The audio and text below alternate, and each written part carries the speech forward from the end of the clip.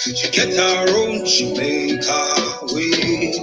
She wake up, she like a man, we go make her stay. She be boss, he say, who you think say you are? You know go act like a woman will be. She say I be woman, I get my opinion, my demeanor, no be for your censure. Hey, Mister, hey, Mister, hey, Mister, Alakori, Mister, do you know me? Do you know me? Do you know me? Do you know me? Yeah, good afternoon. This is Legal Angle with Emmanuel D-Law Olawale. And I'm with Brymo, the #1 music artist from Nigeria today. If you don't know him, you're going to get to know him today. He is the greatest musician that has come out of Nigeria since the death of Fela Anikulapo Kuti. He is not only a songwriter, he's a poet, he's an author, and he's just someone I will refer to as a musical genius. Can you please introduce yourself to the audience?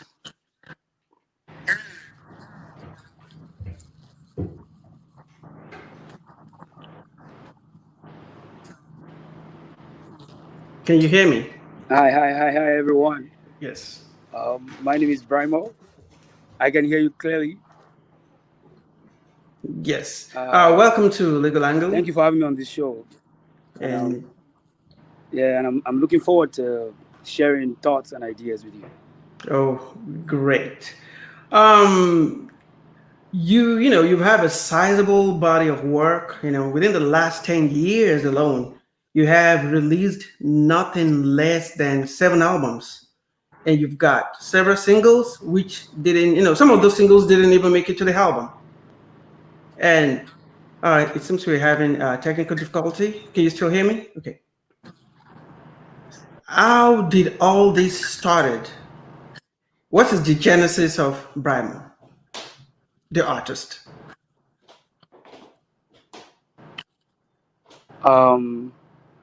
I think my career literally started in the house, in the living room, with my mom being my #1 mentor, because she would sing everything. She knew every song, um, especially in the Fuji and Juju genres, and she knew what all the talking drums said, and she would literally sing to them when they beat on. And then she was really good with sort of stealing other people's melodies and putting her lyrics into them. And whenever she had a fight with her husband, my father, she would sing in mockery, and then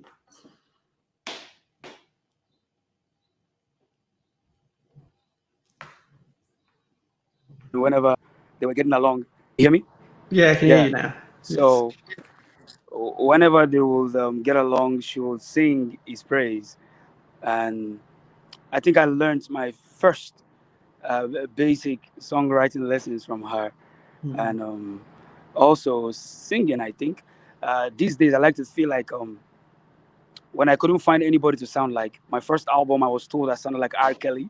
I'm not sure if I should be proud of that anymore, but people said a lot of that when I started out, but I didn't like it completely because I wanted to sound different. And eventually I feel like I have this melody of my mother, even though I have my father's voice as a man. And I feel like it's one of the reasons people like the music a lot, because it's literally like a man singing a woman's melodies. Yes. You've actually created a uniqueness to yourself. It's hard to compare you to another artist, because especially coming from the genre of Afrobeat, Juju, or any of those Nigerian genre, you've created a whole niche. You're like, I call you the curator of alternative music, because even some of your music, they fall into the genre of rock. Some of them fall into the genre of jazz, some of them just regular ballads, some of them soul. How did you come to these morphing of genres? And yet each one seems to be perfect when you sing and write them. Um, I, I think it came from, first of all, the the inability to run away from what you know. So if I'm exposed to all of those things, then I've become them. One, and then secondly, and most importantly, in the business of music, you're not relevant because you are good. Because if you were good last year, people already know that you're good now, and that's not special anymore. So in music, it's not what's better or what's the best that sells. It's usually what's different, and um, so I have no choice but to wake up every day and refuse. Sorry, I'm infused. To do it again, to fuse again and again and again some of these genres and re blend them together so that they sound a bit different. So sometimes I have to make alternative folk, and then sometimes it's alternative rock, sometimes it's alternative pop, sometimes it's. But the fact that I'm blending rock music and Fuji music and soul will always create a blend, a fusion that is always unique. Wow, that's interesting. That's powerful. The fact that you said you have to reinvent yourself. That's not just to music. I think in all spheres of life, you have to reinvent yourself if you want to stay relevant. Wow. Okay. You have Yes. also, wow. And that's what you've also written and published a novel called Oriri's Plight and a book of essays titled Verses. Can you tell us about Olawale Olaforo, the writer?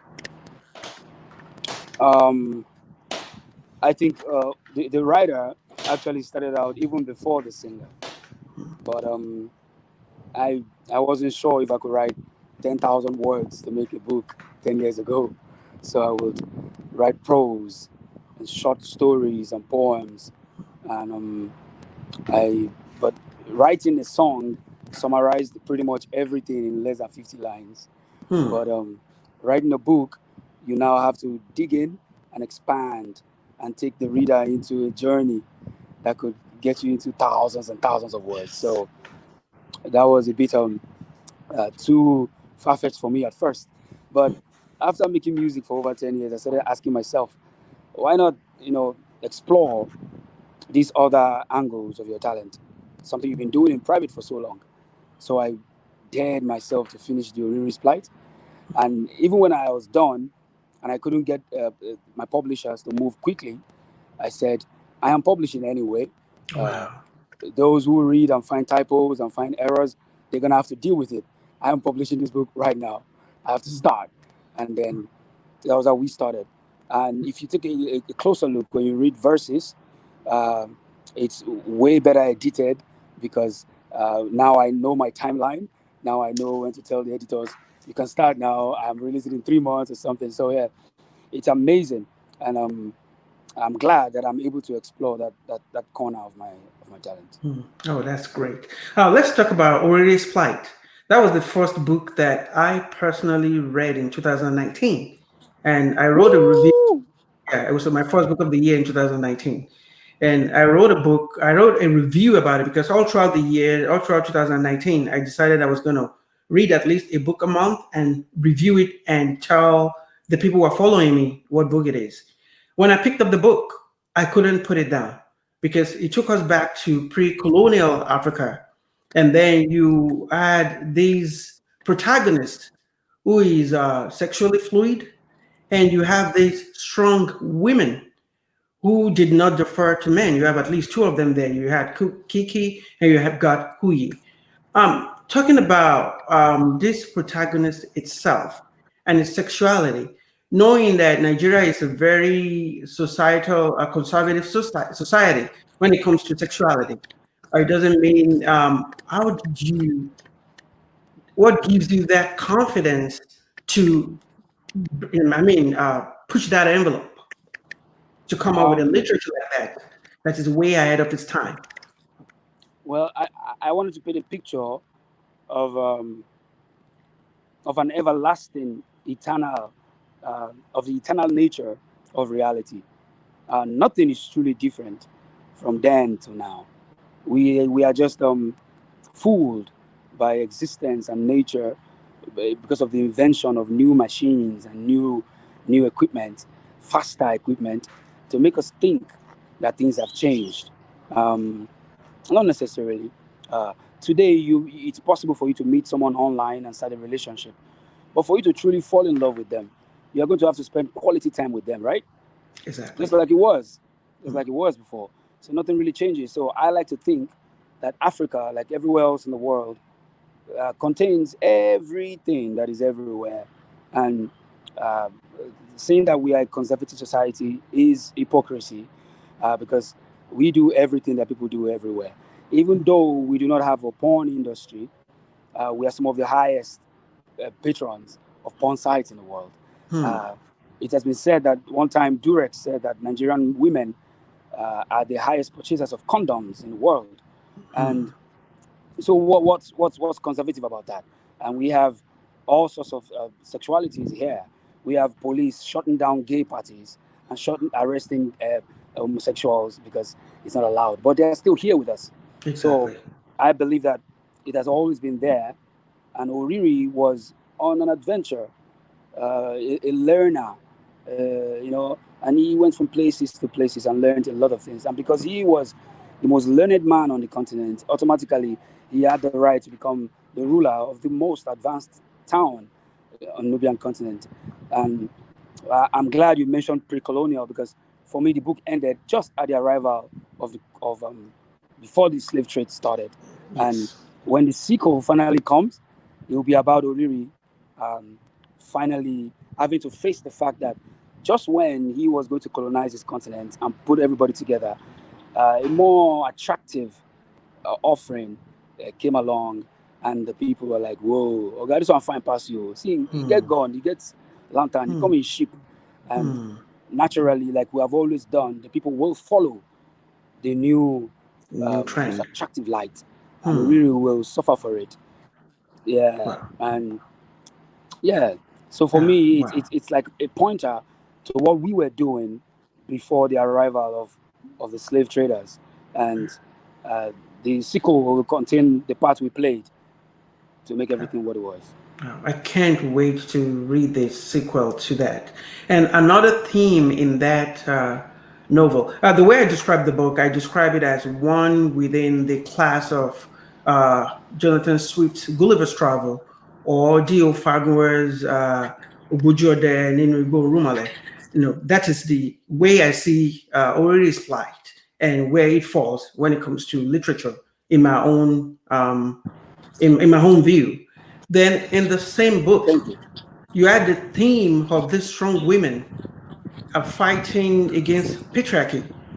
It goes to the same similar question. Nigeria is a patriarchal society, but you have this theme in your music and in the already Split too, that you have these strong women going against the grain and being their own person and being in position of leadership. What inspires that? Even the song we started with, "Do You Know Me?" Uh, It's a song about someone challenging patriarchy. yeah. Um, I don't know where to start from. All I can just say is, like I said earlier, all of these things they exist here, like they exist everywhere else. Um, I remember clearly. Uh, I was I was born by parents who literally were rebels, but I had little or no education. My father Hmm. probably went to primary school, and my mom didn't even finish. And they can't even speak any English. They are locals to the core, and yet they picked themselves over tradition, over religion, over everything. And when family said he's a Muslim, don't marry him, and his people said she's a Christian, don't marry her, they took each other's hands and they just moved out and got a place and said, "This is where we live. If you want to see us, we are still family. We will still come to family gatherings, but we like each other and we will be with each other." And my parents literally did that in the 80s here. Hmm. And my mom would go to church. If sometimes she has to be there, she would pray with my dad in the mosque when she would. And it never made him love her less for not being a full-time Muslim. And and so yeah, and I've seen countless other people growing up in this same Nigeria, women who do their thing, who stand their ground. In fact, I can tell you for free, when a Nigerian woman says no, everybody starts to shake. Everybody gives her what she wants immediately. So we have more matriarchs in this place than there are even patriarchs. And the whole conversation about patriarchy, I think it's a in African context, in black context, I when a black woman stands up and says what she wants, she gets it immediately. And the book was pointed at telling more and more and more women to stand. That's all you need to do as a black woman. Just say no, and everybody starts to shake. And that's how much powerful the black woman is. Wow, wow, wow. I love the fact that you said you got that to push, you got that gift of pushing boundaries from your parents. Wow. And all the black women got to do is just ask and push that boundary too. Wow. Then the way when I see when I hear the song "Do You Know Me," to me it seems like a response to Fela Kuti's 1972's song "Lady," because it's like it you gave an update. It's like you're describing the changes that has happened within that 45 years. Because Fela released Lady in 1972. Do You Know Me came out in 2017. So was that intentional? Or because to me, songs are like literature. If you want to know what is going on in a society, listen to the song from that era. That's why I call it the oracle of society. Was that intentional or was it just coincidental?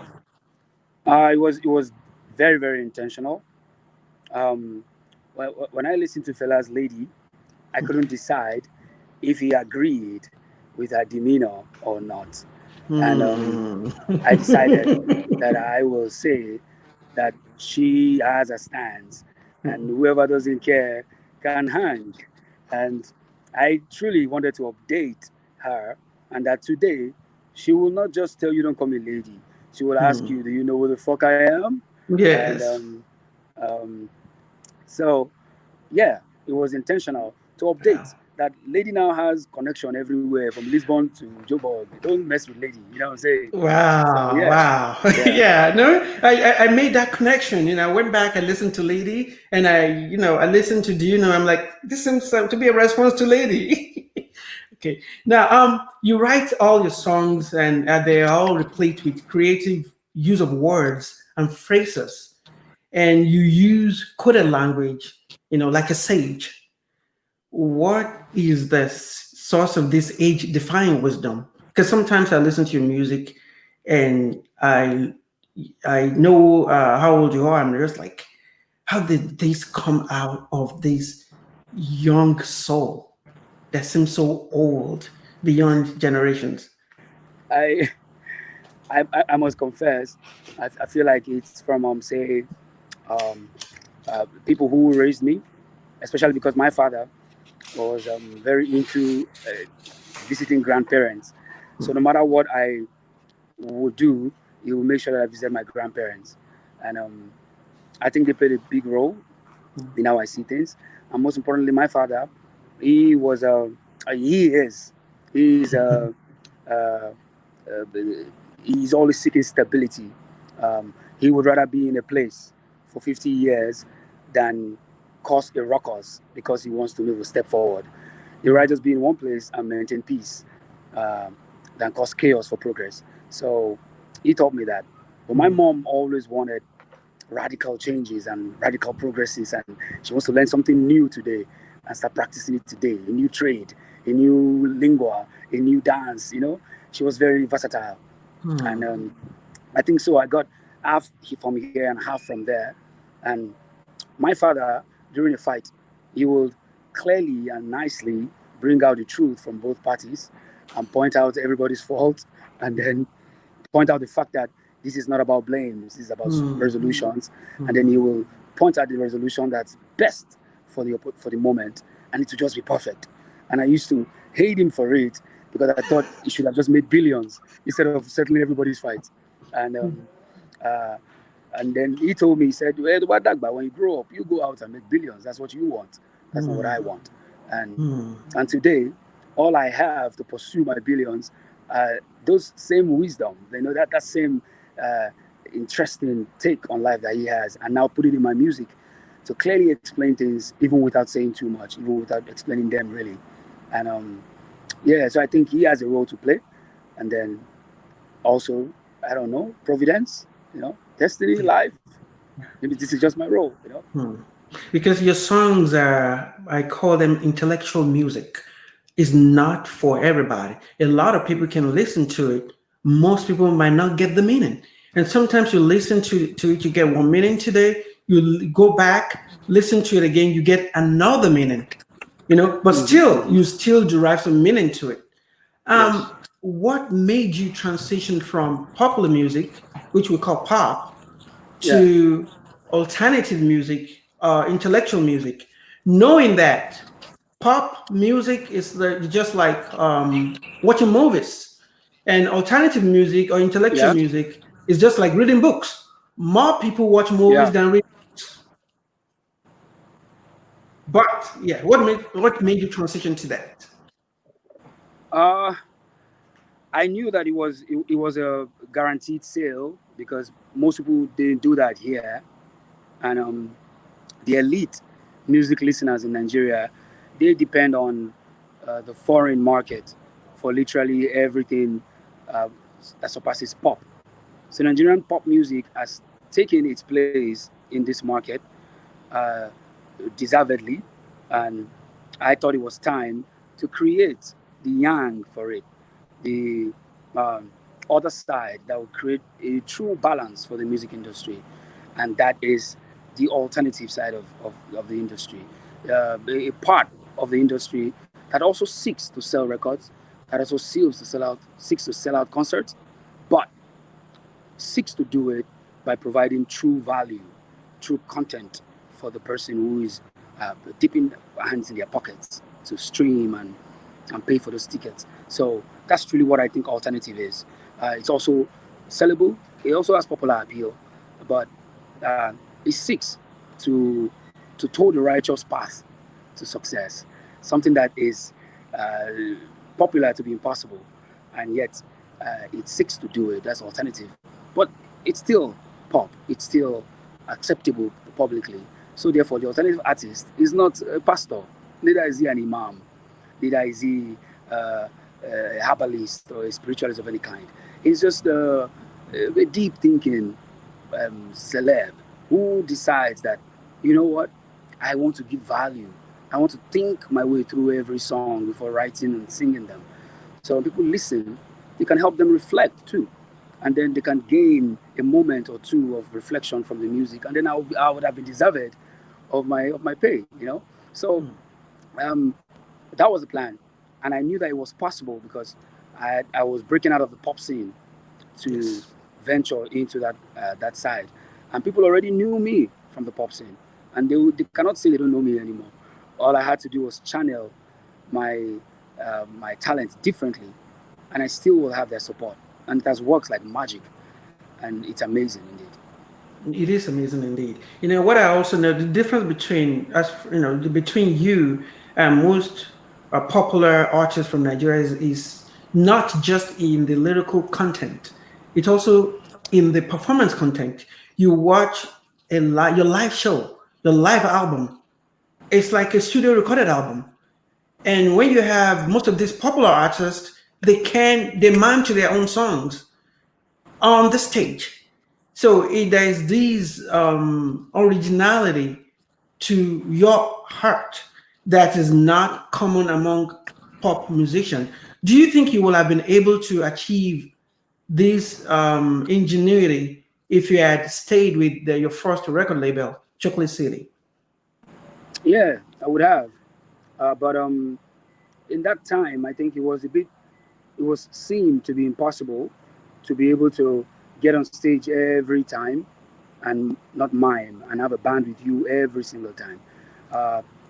It was seen to be a popular trend that even the people who can afford it, who can pay artists to perform, they were not willing to go farther to pay for sound equipment and backlines and personnel and digital mixers and linear speakers, you know, to give that extra value to the performance.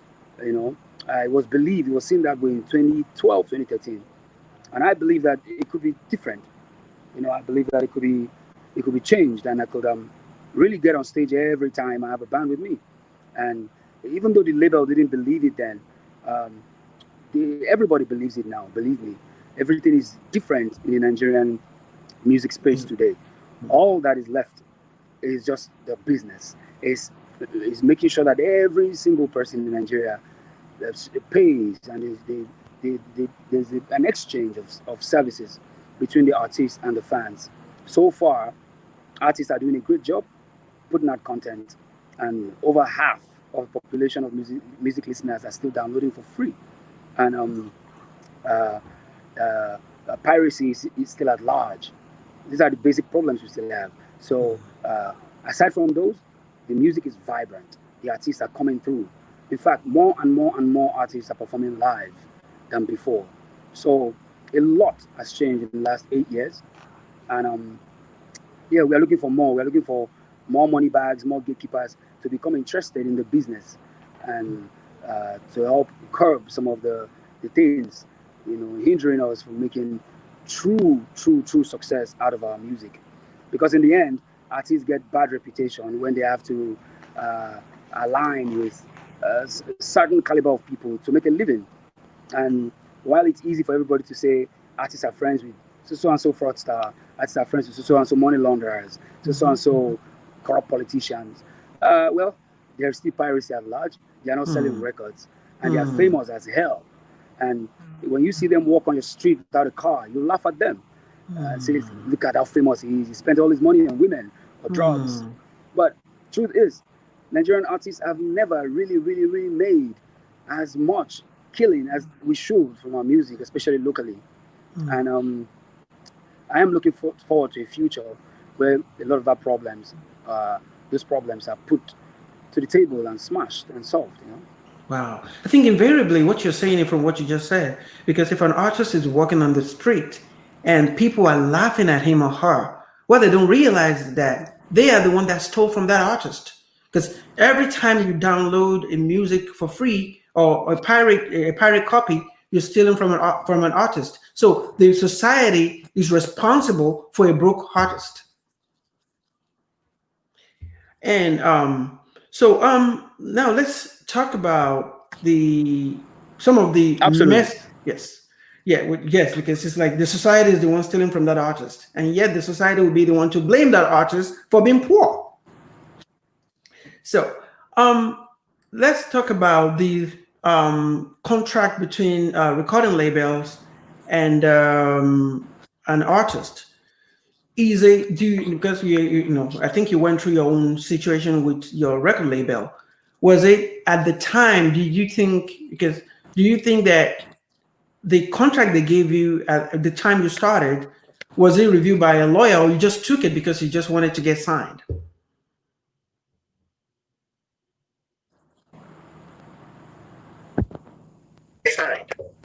I did everything I needed to do. I reviewed my contract. I spoke to everybody that was needed, but I couldn't afford a full-time lawyer on call for the meeting.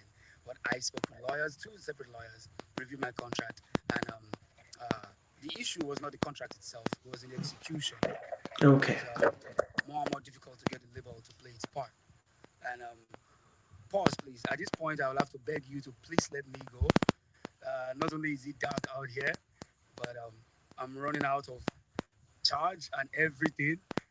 And it's just been a very crazy day. And I can only give you this 30 minutes. And I'm so sorry. And I don't know what to say, but no, my contract was all about the execution. When it was time Okay. to execute, a lot of things weren't also working right for the label here. And they got in trouble trying to execute the contract. I had to get out of the deal to find out the truth for myself over the last 8 years. And that was exactly what happened.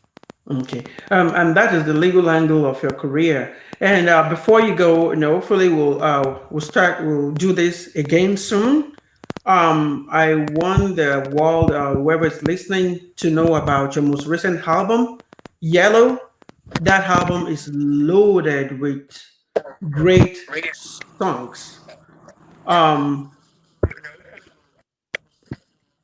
can you still hear me? Please. So let's have you say a pattern word about yellow, then we can sign out to reconvene some other time.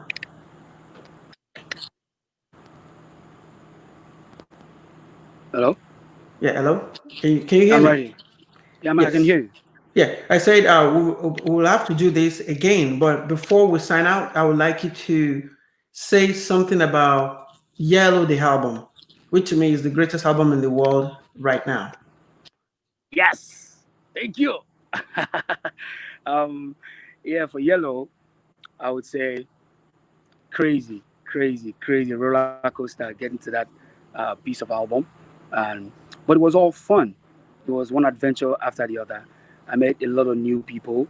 I made a lot of new friends. However, temporary, those encounters where I uh, I lived fast. I lived really fast between 2018 and 2019 to get quickly to Yellow, uh, and it was the only time I've ever done that in my entire career, and I will probably not make a pop album that intense anymore. I think I'll just sit in my alternative corner Hmm. and try other infusions and try other adventures. But that needed to be done, and the results are amazing. And I'm so grateful that I took that journey. And yes, it was beautiful. I'm glad you love it so much, and it's a big deal to me that you consider it the finest album in the world today, because It that's what I is. think. Yeah, I actually believe that the next Grammy it should be nominated as as one of the best song in world category. Yes, I believe it deserves it. I thank you. know you're running out of time. It's dark over there. I would love us to continue this conversation some other time. For people listening out there, I'm talking to Brymo, who is the greatest musician that has ever come out of Nigeria since the passing of Fela Anikulapo Kuti, and is the best songwriter and musician right now in this generation. He has a new album out called Yellow. You can go on all maybe iTunes, Google Play, all the music outlets to get a copy. And with that, we'll sign out. And this is Legal Angle with Emmanuel D-Law Olawale. Thank you for tuning in. I want to say thank you to my team, Jumi Olawale, my studio manager and editor, and to Bolaji Olomo, the graphic designer and Gist Masters Creative for videography. Thank you once again for joining us on Legal Angle with Emmanuel D-Law Olawale. We'll continue that discussion with Brymo some other time. Thank you.